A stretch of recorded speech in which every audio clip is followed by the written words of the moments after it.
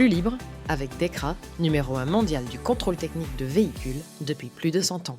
Aujourd'hui, on va ouvrir notre dossier feuille de route. Et quelle feuille de route? Nous allons parler de ces voitures qui sont nées il y a 40, 50, parfois 60 ans, qui ont marqué une génération entière et qui sont de retour. Sur nos routes, dans nos rues, dans nos garages, on va parler de la R5, de la Mini, de la Fiat 500, d'autres voitures. Mais on va en parler surtout avec mes deux amoureux et spécialistes. Jean-Luc Moreau, bonjour. Bonjour, Dame Laurence. Et tu sais que chez nous, dans On parle auto, puisqu'on se retrouve tous les samedis matins sur Sud Radio, on parle souvent de voitures collection. Ouais, complètement. Nous avons Nicolas Meunier également avec nous. Bonjour Nicolas. Bonjour Laurence. Alors vous êtes journaliste automobile à Challenge. Oui. Vous êtes ingénieur de formation, dis donc. Aussi, oui. Ah, il a mal tourné. Et auteur notamment de voitures de toujours. Voilà, on est pile dans le thème sur ces voitures mythiques et populaires. Alors on va commencer par une question de fond, si vous le voulez bien tous les deux. Et d'ailleurs, merci d'être avec nous dans Flux libre. On voit fleurir ces résurrections depuis à peu près une vingtaine d'années. Si je vous donne quelques dates, Mini en 2001, Fiat 500 en 2007, R5 en 2024.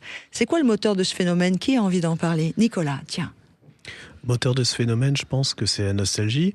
On s'est aperçu d'une part qu'il y a des modèles dont la ligne n'a jamais été interrompue, comme la Porsche 911, qui gardent leur silhouette et qui gardent leurs aficionados, et d'autres qui ont arrêté leurs modèles les plus populaires. On a cité par exemple la Fiat 500, la R5.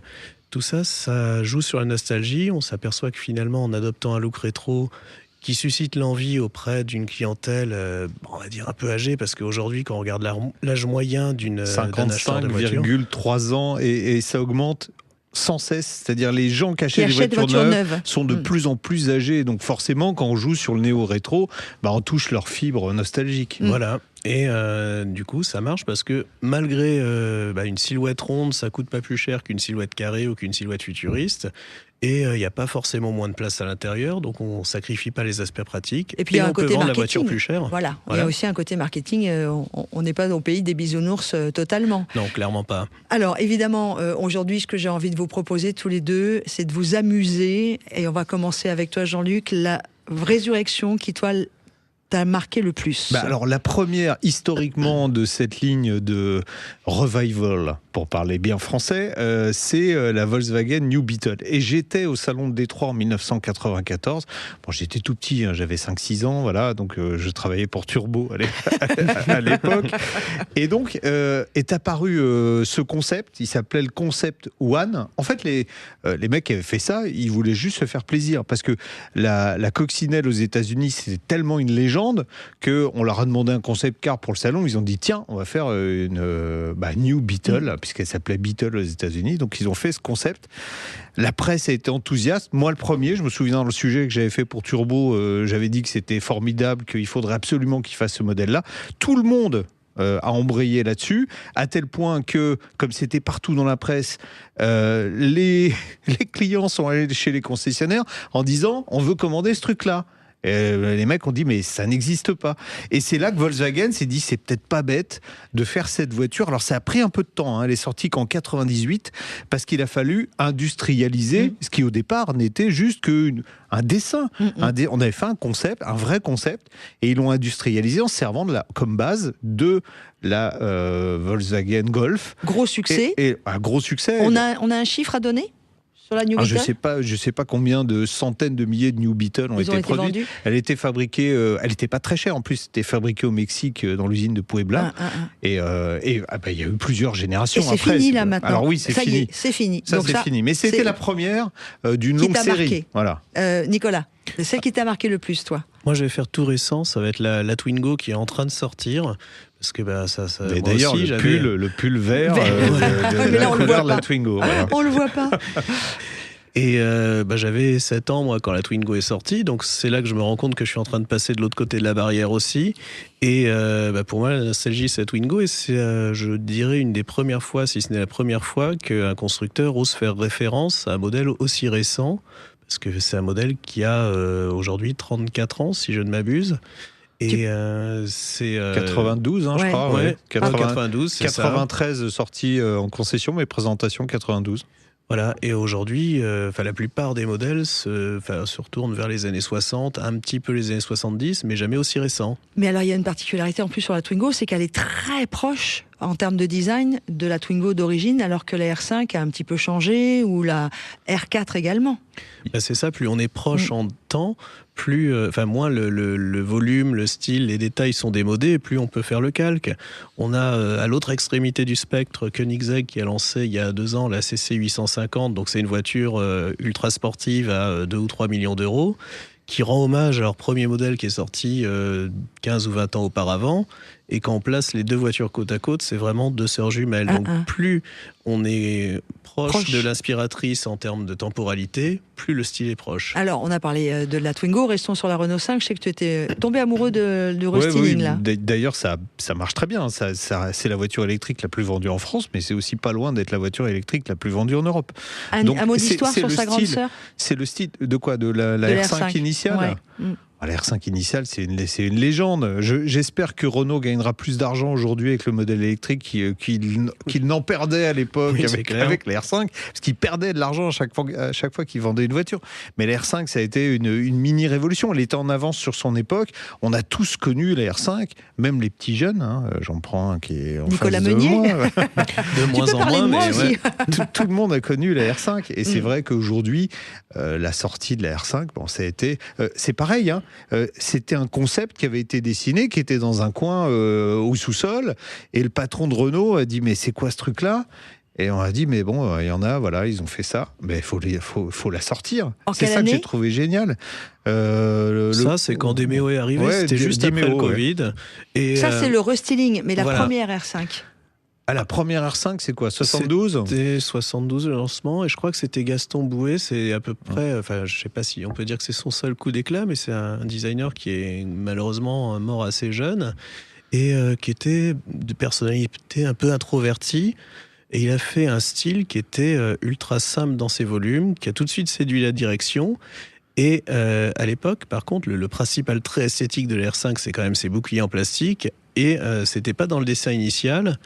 Et ça a été rajouté par la suite au moment de l'évolution du projet et des techniques. Et finalement, l'association de ces lignes simples et de ces boucliers en plastique était révolutionnaire pour l'époque. Ça a fait le mythe qu'est la R5 aujourd'hui. Et grosse réussite sur le relooking et la R5. Oui, elle a bien évolué. Mais il y a un modèle qui est encore plus important parce qu'il a carrément sauvé la marque. C'est la Fiat 500. La Fiat 500, pareil, c'est un concept car qui a été fait, je vais dire, pour s'amuser presque. Elle s'appelait la Trepiuno. Oh là, tu parles pas italien, toi. Essaye, Nicolas. Trepiuno. Ça veut dire 3 plus 1. Parce qu'il y avait 4 places, dont une petite place à l'intérieur, et elle reprenait vraiment la forme de la Nueva 500 de 1957. Et tout le monde a dit « Ah, c'est génial !» Alors, elle a été présentée, je crois que c'est en 2000 combien 2004, voilà. Ouais, je pense que c'est ça. 2004 à Genève. Et pareil, tout le monde est resté devant cette Fiat 500 en disant « Mais c'est génial, il faut la faire !» Et ils l'ont fait. Et là où c'est extraordinaire, c'est que Fiat allait très très mal. La voiture a sauvé la marque. Et surtout, dans les volumes de vente, ils ont complètement explosé les compteurs par rapport à ce qu'ils avaient prévu au départ. Ils avaient prévu 70 000, ils sont arrivés à 210 000 par an. Wow. Voilà. Et ils continuent de la vendre. Ouais. Et ils ont fait grandir la gamme. Elle est toujours là. Et en plus, c'était une poule aux œufs d'or parce que cette voiture était fabriquée sur les mêmes chaînes que la Fiat Panda qui valait plusieurs milliers d'euros moins cher. Donc elle coûtait pas plus cher à produire. Et donc les marges étaient phénoménales par rapport à une Panda. Alors, puisqu'on parle des petites, la Mini. Ça aussi, la Mini. La Mini. Alors, ce qui est très rigolo, alors c'est que la marque Mini appartenait au package de BMW. BMW avait racheté Rover. Ils ont revendu Rover par la suite, je crois que c'est en 2000, mais ils ont gardé Mini. Ils ont dit, on garde Mini. Et pourquoi ils ont gardé Mini? Parce que pareil, aux États-Unis, alors dans un bureau de design qui s'appelait Designworks, qui était le bureau de design californien de BMW, on était à l'époque d'un designer que que j'aimais pas du tout, qui s'appelait Chris Bangle, et je trouvais que toutes les BM étaient moches, sauf celles qui étaient faites aux États-Unis chez Designworks. Ils ont fait quoi? Ils ont fait la BM Z8, tiens, revival de la BMW 507 des années 50, une voiture extraordinaire. Ils avaient fait le X5, donc SUV, ils avaient fait la Rolls-Royce Phantom, c'était Designworks, et ils ont fait le concept de la Mini. Et tout le monde a dit, mais c'est vachement bien ça. Et donc, ils ont refait la Mini. Alors, qu'il n'y a plus rien de Mini par rapport à la Mini d'origine. Hein. La Mini d'origine, c'est 3 mètres de long, hein. C'est ça, hein. Un tout petit peu plus, mais pas beaucoup. Ouais. Et aujourd'hui ? Oh bah maintenant, les Mini les plus longues, je crois que ça va jusqu'à 4,60 m, non, pour un clubman, un countryman. Nicolas, parle-moi de la Honda Prélude, parce qu'on l'a vécu également, le retour en 2026. Alors là, je pense que c'est une aubaine, parce qu'en fait, on s'aperçoit chez les constructeurs japonais ces dernières années qu'il y a beaucoup de mal à trouver des nouveaux noms. Et je pense là qu'il y a eu simplement l'envie de sortir un coupé sur la base de la Honda Civic hybride. On a regardé ce qui s'est fait par le passé dans la gamme. Il y avait un coupé qui s'appelait Prélude et on a simplement ajouté le nom sur cette nouvelle voiture, mais qui esthétiquement, pour moi, n'a rien à voir avec la première Prélude. Ouais. On n'a pas les yeux qui se lèvent. Non, et d'ailleurs, il n'y a jamais eu vraiment de continuité d'une Prélude à l'autre. Autre voiture qui t'a marqué, Nico, toi, dans les néo-rétro, celles qui sont redesignées, qui sont revenues? Alors, il y en a une qui m'a marqué, mais malheureusement, c'est pas un énorme succès. C'est la Microlino, qui est une toute petite voiture.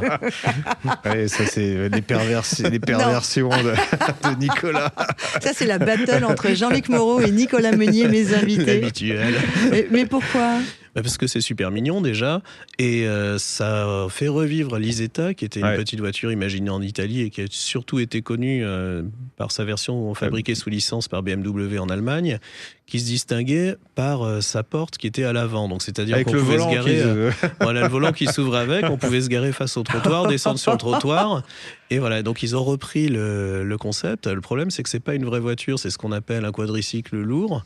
Et donc, ça n'a pas le droit d'aller sur les voies rapides, pas le droit d'aller sur les autoroutes. Donc, comme ça s'adresse quand même à des gens qui ont le permis, et qu'en plus, c'est pas donné... Attention, Nicolas, on parle de plus en plus du retour des K-Cars et les constructeurs retravaillent là-dessus. Ça se trouve, elle va revenir, votre micro. Ouais, mais c'est un peu cher par rapport à la polyvalence de la voiture, c'est un peu cher. Mais cela dit, il y a pire. Hein, parce que là, on a parlé que de trucs bien qui nous ont plu. Moi, allez, il y a un pour truc... conclure, il nous reste 2 minutes.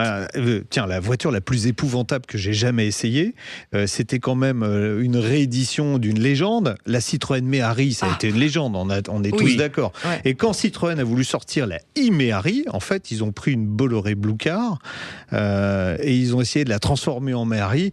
Ça a été un flop épouvantable. Pourquoi ? D'abord, mauvaise bagnole, technologie de batterie...